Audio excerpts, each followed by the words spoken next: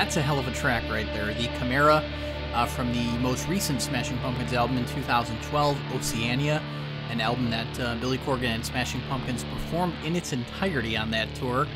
Could have done the 20th anniversary of Siamese Dream and performed that in its entirety, but kind of thumbed their nose at the whole concept. Billy Corgan's been very outspoken about it. You'll hear him talk about that shortly, so stay tuned. My interview with Billy Corgan coming up next here on the Rock and Roll Radio program. But got the show started tonight with a track from Billy Corgan's 2005 solo debut, The Future Embrace. The track you heard tonight, The Camera Eye. On the air tonight till 7 o'clock. Jim Morocco takes over at that point with Miscellany. Stick around. Billy Corgan has a show coming up. That's what we're talking about this evening. Later this week, 6 days from tonight, in fact. Saturday, August 30th. That's at Ravinia. He'll be performing Smashing Pumpkins songs, as well as Zwan songs, as well as solo songs, maybe some covers, who knows. A lot of musical ground to be covered in this solo performance at Ravinia, so check out smashingpumpkinsnexus.com for details. Also, to purchase tickets, ravinia.org. Billy Corgan also involved in a series of new music, a new solo album forthcoming, two new Smashing Pumpkins albums also forthcoming. Also stepping outside of his comfort zone a little bit and working on a reality show for his wrestling promotion, Resistance Pro.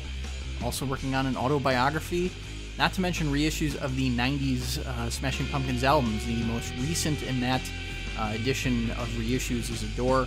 That'll be coming later this year and clocks in at 107 tracks. So again, Billy Corgan at Ravinia on the 30th. Check out the new reissues. But this is what it sounded like when I spoke with Billy Corgan of Smashing Pumpkins last week. And keep in mind, this is only part one of the interview. He had a lot to say, so we're airing this in two parts. Part two airs 1 week from tonight, same bad time, same bad channel, 6 p.m. Next Sunday, right here on AM 1420 WIMS on the Rock and Roll Radio program. Very pleased to welcome to the program this evening my guest, Mr. Billy Corgan.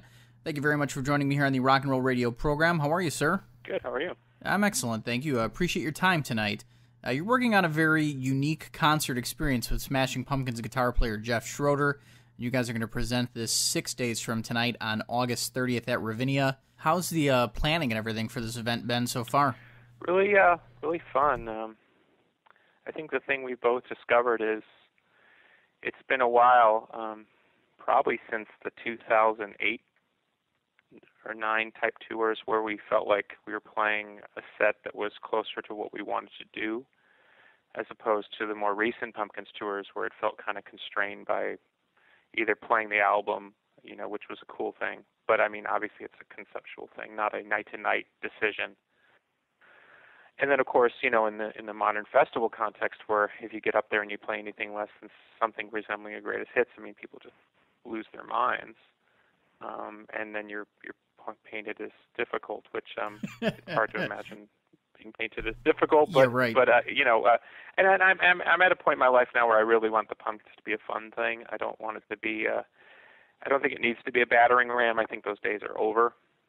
Well, I mean, you've always struck me, obviously, with the projects you've taken on, whether it's solo or with Zwan or anything, just as a very forward-thinking artist. But this Ravinia show kind of revisits just about every corner of your catalog, it sounds like. Mm-hmm. So, I mean, how's it been for you kind of thinking in terms of a successful catalog that now spans 25 years?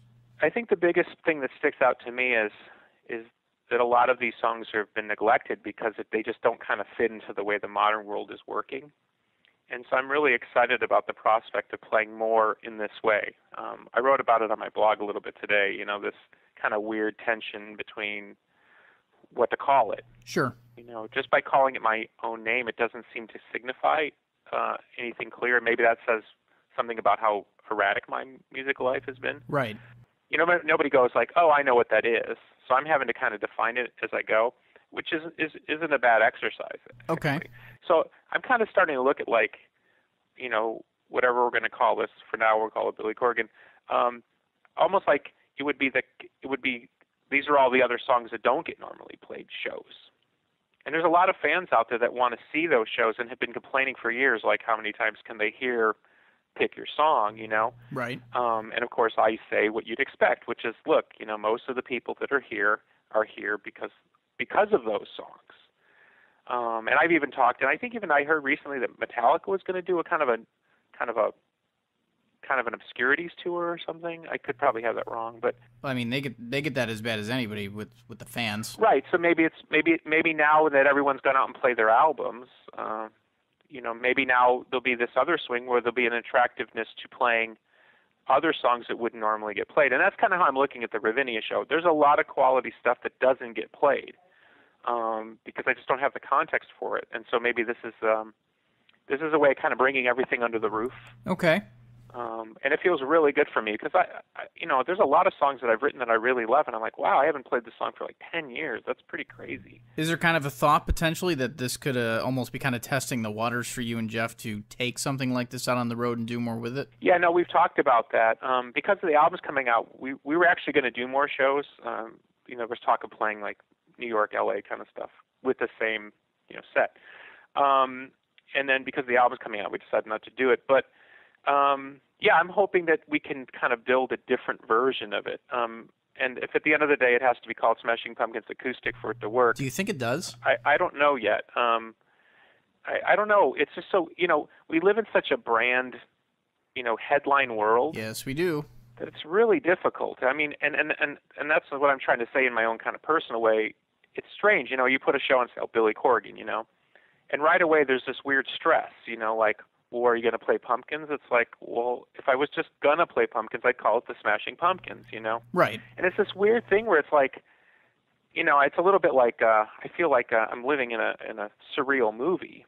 And so I think I just have to do a better job of kind of trying to figure out how to explain this. And maybe this is just the start of it, and that this is a good lesson in understanding that, again, the general public knows you a certain way, and there's that gap between them and the people who follow everything that want to hear that seventh B-side. So it's maybe this helps kind of find that balance in a way that's not too cloistered. AM 1420 WIMS, the talk of the South Shore. You've got the rock and roll radio program on the air tonight until 7 o'clock. My name is Jim Ryan. My guest this evening, Billy Corgan from Smashing Pumpkins. Billy Corgan has a very unique concert experience coming up that really, as you just kind of heard, gears itself toward the hardcore Smashing Pumpkin fan and the hardcore Billy Corgan fan, because there's going to be Zwan music played at this. Sounds like there's going to be some solo material played at this, as well as several deep cuts from the Melancholy and Infinite Sadness album. So if you grew up as a fan of the Smashing Pumpkins, sounds like this show a pretty unique experience for you. SmashingPumpkinsNexus.com. You can get all of the details there at the official Pumpkins website. Ravinia.org to purchase tickets and find out more on this Billy Corgan solo performance with Jeff Schroeder of Smashing Pumpkins. Again, that's August 30th at Ravinia. But in addition to that show, Billy Corgan also hard at work on a series of reissues of the 90s Smashing Pumpkins catalog. The next one up in that series is The Door. Well, we just said, you're really looking back at your entire body of work for this Ravinia show. But I also think the album reissues you've been working on kind of accomplish that as well. We're at this weird point, and obviously you referenced it earlier in regards to performing Oceania in its entirety, but we're at this point where the 90s bands are out there doing the whole full album performance, 20th anniversary thing, and you've been really outspoken on that. From a touring standpoint, you kind of laughed at it entirely when you did the Oceania tour, but is this set of album reissues kind of your way of acknowledging in some way that fans do seem to want that? No, actually the reissue campaign was supposed to start maybe 5 years ago. Okay. And it got all slowed down by band lawsuits and changes in ownership with the record labels. And no, I've been wanting to do these reissues for a long time. No, I'm kind of past reacting that. I think, and honestly, if I'm reading the tea leaves, I think people are pretty burnt out on that now. And we'll see, I guess. I still believe at the end of the day, if they're not coming for genuine reasons, then you've got then as an artist you need to figure out why. Well, right. There's I have no problem with people leaning on their past if they've earned it. You know what I mean? Like, and there's plenty of bands and artists that have earned it. I just don't like it when it becomes the story. And for about 4 years, that's been the story in alternative music, particularly with 90s era bands. And I just really think that there is a thirst out there, and I do see it particularly from young people who've grown up and just been absolutely oversaturated by pop music. They want to have authentic experience. They want to have authentic experiences, but they want their own authentic experiences.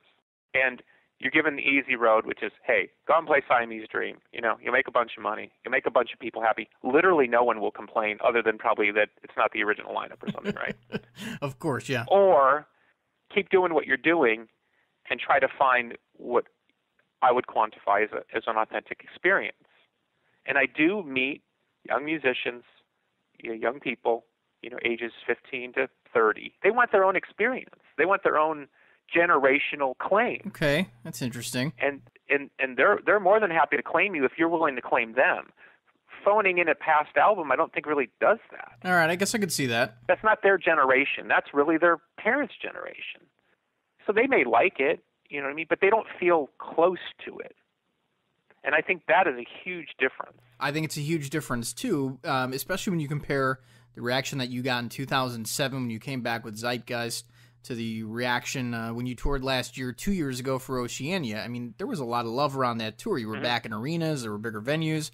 As you're working on 2 new albums now, what are you expecting? Have you been able to take people's temperature at all on the internet in terms of what kind of response you're expecting to the new music? No. I think I've just had to kind of, just accept that you cannot predict anymore. Okay. Look, as a funny aside, I did this cover for Pause with my cat. Yes. The picture went viral. Yes, it did. You took a lot of help for that. Somebody sent me a message and said, in 24 hours we've had 20 million views. Oh, good Lord. And of course, I laughed my ass off because I'm in a studio every day, laboring over a hot board, tra-la-la. And here come the cats, And I'd probably be better served just shooting videos with them every day, Well, I mean, sometimes it seems like that's all YouTube is kitten videos. Yeah, exactly. So my point is you can't kind of predict what works, but there is a kind of a bizarre B-A-Z-A-A-R thing that happens if you find something that people generally want to share. The jury's very much still out on whether that actually equals something you can commoditize, and that's where it gets really difficult. Speaking this evening with Billy Corgan of Smashing Pumpkins, my guest tonight on the Rock and Roll Radio program. On the air tonight until 7 p.m. here on AM 1420 WIMS, the talk of the South Shore. As is the case each and every Sunday night, Jim Morocco takes over then, so stick around. With Billy Corgan getting ready for a special concert event taking place 6 days from tonight, Saturday, August 30th in Highland Park at Ravinia, performing alongside Smashing Pumpkins guitar player Jeff Schroeder and examining just about every corner of his catalog, be it solo work, Zwan, or Smashing Pumpkins. SmashingPumpkinsNexus.com, the place to go for all details. Ravinia.org if you want to purchase tickets. In addition to that show, Billy Corgan also hard at work on 2 new Smashing Pumpkins albums. And in addition to that, a series of reissues of the band's back catalog from the 90s. The newest one is the Adorer reissue, which will be coming out later this year. A lot of effort has gone into these, which you don't always see in this day and age on a box set. The Adorer one, for instance, clocking in at 107 tracks. Speaking of the word commoditize, obviously it's difficult, to say the least, in this day and age to sell records. And we could go on about the issues within the industry, but the prevailing wisdom, I think, kind of seems to be now when you release a new album, give the fans something extra. Give them something that makes them feel like they have to buy it. When it comes to these reissues, you've really gone way above and beyond in that regard. I mean, remastering, digging through the archives. And for fans, these are great packages. And sure, you started to say it should have been done 5 years ago, but why put so much work into something like this now in an era where it's harder than ever to sell it? I think you just have to trust that it'll eventually kind of work itself out. Okay. And what I mean by that is, you put out a box set, and who knows what it sells. I honestly don't even look because I don't want to know, because I don't want to live on that. Like, I don't want to go into the studio and think, well, only X number of people are going to buy this. I really shouldn't care about this 19th song, that's going to take another hour of my time. Obviously, I haven't phoned the box set. No, you have not. Agreed. I think it's the same way with making new music. You just have to kind of trust that good things will beget good things. And who knows? The next biggest band that comes along that every kid loves might turn around and go, you know what? Billy's my favorite songwriter.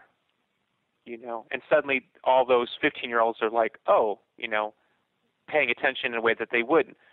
And you could trace that back to the fact that you connected with that musician or artist in a way that you wouldn't have if you hadn't busted your ass to do it. That's what I mean. You just got to kind of trust it all sort of sort itself out. Fair enough. To me, if I look at the musical landscape of the world that I grew up in, by and large, there are exceptions, but by and large, the great artists, the great musicians do get their due. It's not always in the time that they deserve it.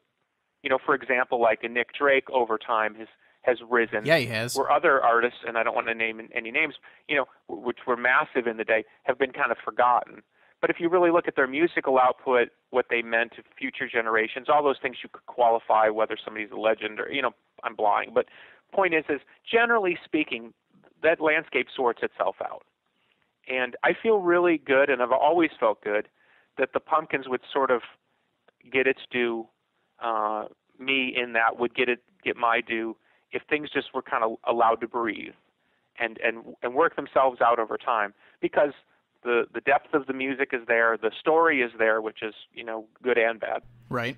And you know, places like YouTube and stuff allow kids, particularly other new generations, to dig around and find what they're looking for. And I do see a growing kind of drumbeat every year. All right, but how? Like, what way? Because in to my advantage, really, the band was underestimated or undervalued for a long time because it didn't fall in the hipster category and didn't do this, and you had other people beat me over the head for reforming the band. And now that's all kind of gone away. And now it's just like this weird, beautiful kind of storm coming together of the reissues, the new album, things like Ravinia, where all of a sudden it all kind of starts to make sense. People are like, oh yeah, that's cool. It's not, it feels way less stressed now. And, you know, maybe I've had to grow up in that and, you know, stop running my mouth so much. And all those things needed to kind of add up to where it's now really becoming about the music, which is honestly what I always wanted. I just didn't have this self-security, or I don't know what the new age word to use is. I didn't have enough confidence in myself to just let things be. And now maybe because I'm letting things be, now maybe things are getting to be where they're meant to be. Smashing Pumpkins founder, songwriter, guitarist, vocalist, Billy Corgan, my guest this evening on the Rock and Roll Radio program. 7 o'clock tonight, that is the time we're on till here on AM 1420 WIMS, the talk of the South Shore. Talked a lot with Billy about building a legacy and kind of just in terms of a career-wide body of work that stands the test of time and is evaluated on its own down the line. I got the feeling that he kind of used the interview process as a part of that, because it's been a while since I've interviewed somebody who was so direct and so forthcoming with his answers. No public, no PR person talking points thrown into this interview, and you don't get that a lot. SmashingPumpkinsNexus.com. Also Ravinia.org, where you can get all the details on the upcoming Billy Corgan show with Jeff Schroeder of Smashing Pumpkins on August 30th at Ravinia. So check that out. Billy Corgan also hard at work on a variety of different projects. He's got another solo album in the works, 2 Smashing Pumpkins albums, 2 new albums, in addition to the reissues that we've been talking about. Adore, the next one of those. Also getting out of his comfort zone a little bit and working on a reality show based around his professional wrestling company, Resistance Pro. So a lot of different projects in the works for Billy Corgan. We talked about all of those, plus the idea of being successful on your own terms. And you know, you talk about the music, and I think what I like so much about the projects you're involved with now is that there's so many different types of projects. I feel like it has to be hard for an artist to mature creatively in the public eye and to navigate a career that's rewarding, you know, not just financially, but spiritually and artistically as well, once you've had that type of incredible, major, worldwide success that you've had. And from a rock standpoint, you know, the alternative bands in the 90s, your peers, at least the way the industry is working now and continues to kind of change, it seems like that's going to be the last group to kind of connect on that type of major level of success. Does that make it harder, though, for you as an artist to continually try and push against your comfort level and do all these different types of projects? I think it was for a while. Because, how can I put this? I had the data maybe sooner than the media did. How so? You know, so I do an interview, say, circa 2007, and the guy would go, oh, so, you know, you're not playing the arena anymore, you know, so you're not going to sell, you know, 10 gazillion records. And you go, by the way, pretty much nobody's playing the arena. Right, yeah, not anymore. Nobody's selling gazillion records. It's like you were being compared to data that was no longer relevant. You know? Okay. And now we, of course, we have, if that was 2007, here we are, whatever, 6-7 years later.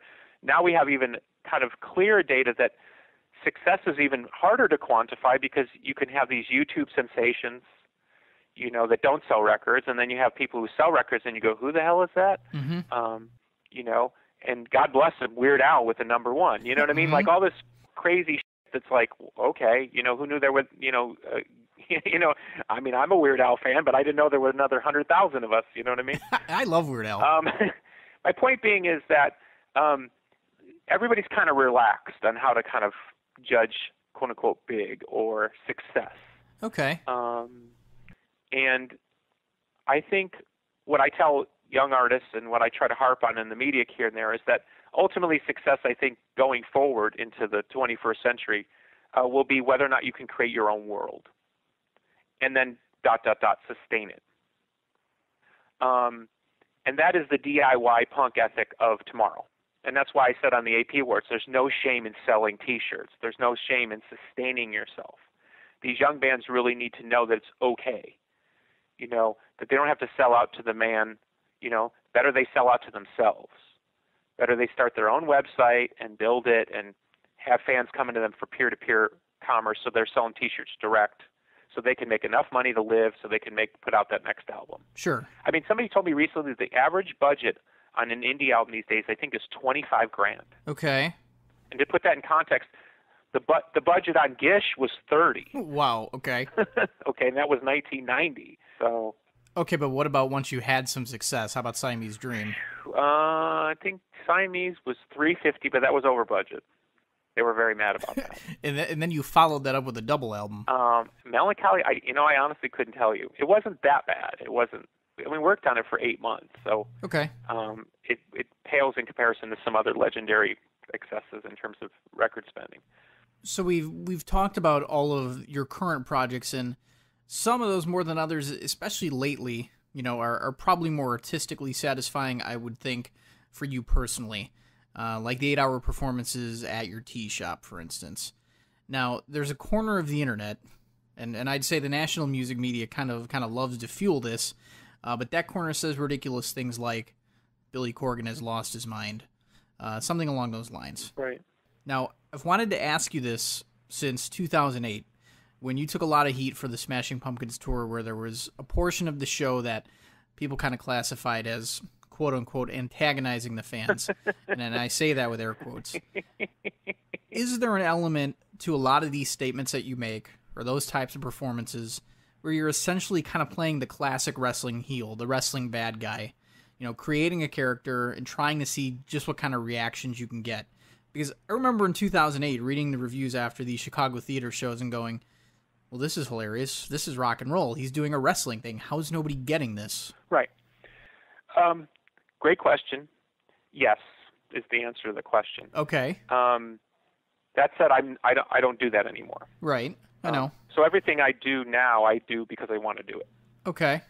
But up until basically between the years of 1985 and I guess 2008-ish, I was willing to use myself as a battering ram to allow people to project on me their ideas of what rock and roll was and what rock and roll wasn't. Okay. And obviously I bit off more than I could chew, because like a mad Frankenstein, oftentimes those things would spin out of control. True. And, if you're insecure like most people are, you try to control it and it only makes it worse. And I created monsters, hence things like Machina, where I was playing literally the cartoon version of the person people thought I was. And I was saying the things they wanted me to say. I mean, it was, it got crazy. At times it did, yes. But that said, I'm really proud of it, because I think that was an incredible education in public awareness and how the world thinks of art, how fragile the act of making art is, how honorable it is to be an artist, because on some level you're always sacrificing something. And if you get up there and you put on a smile when you don't feel like it, that's just as much of an act as me playing the antagonist. Absolutely. So I was willing to kind of blow past the normal, hey, Cleveland, how's it going? And go into it way, way deeper. And I'm proud of that. And I think that, kind of like what I was saying before, when all is said and done, it'll all kind of make a weird sense. Because intuitively, and maybe I'm giving myself too much credit, I think I anticipated what was coming. Okay. Does that make sense? Yeah. Because now that we look at the last 10 to 15 years of pop, and that incredible fake, facile version of music making, from children's channels on up, we see now what our willingness to tolerate half fakery has gotten us. Now we have industries built on fakery. Sure. And generations growing up thinking that fakery is real. I would argue that social media is fakery of the worst kind. Sure, and that's what I'm saying. I think intuitively I was, on some level, anticipating what was coming, and I was reacting to it. Okay.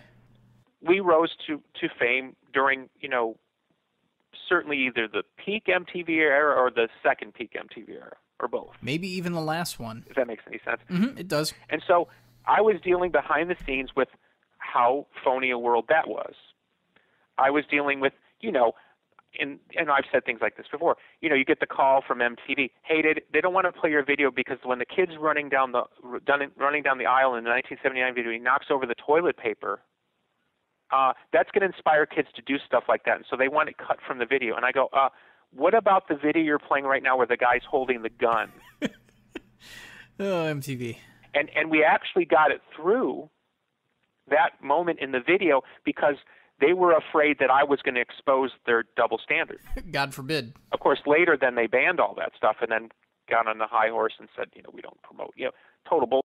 Very much so. So I'm saying when you're living behind the wizard's curtain and you're seeing all that, I was the rare person who was willing to step forward and go, do you realize what's going on back here?